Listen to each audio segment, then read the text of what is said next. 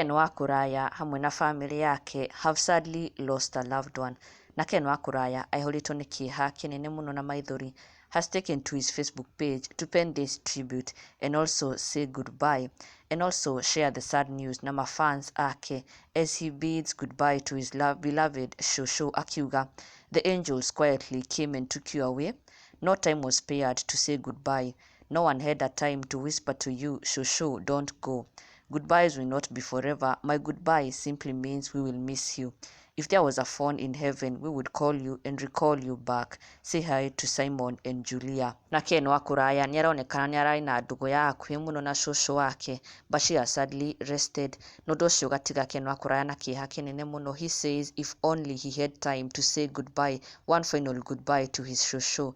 No akauga ti ũhoro, it is well, may she rest in eternal peace. Na agacoka akauga akorwo matu-inĩ nĩ kũrĩ thimũ, he would keep calling and calling his cũcũ nĩgetha akĩmugĩre kwaheri, no ti ũhoro. May she rest in eternal peace. Our deepest condolences to Ken Wakuraya and his entire family. May his cũcũ rest in eternal peace. Na ona mafans ake nĩmamũmĩrĩirie makĩmwĩra God is in control, my condolences, may cũcũ rest in peace. Ũcio nĩ Steve Fwana wa mũkuhĩ.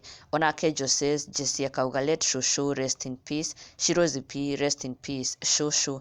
Mary W Kang'ethe akauga may she rest easy. My sincere condolences. Mercy Kihara, may her soul rest in peace. Onake Raphael wa Kĩritũ akauga RIP cũcũ, and for your brother take courage, and for you brother take courage, and may the Prince of Peace reign.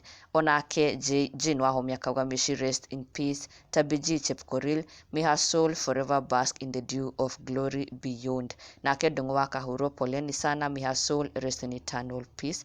Onethe tukamwĩra pole sana for the loss, him and his entire family. May God give them strength during this hard time, may God comfort them, and may cũcũ shine on her way.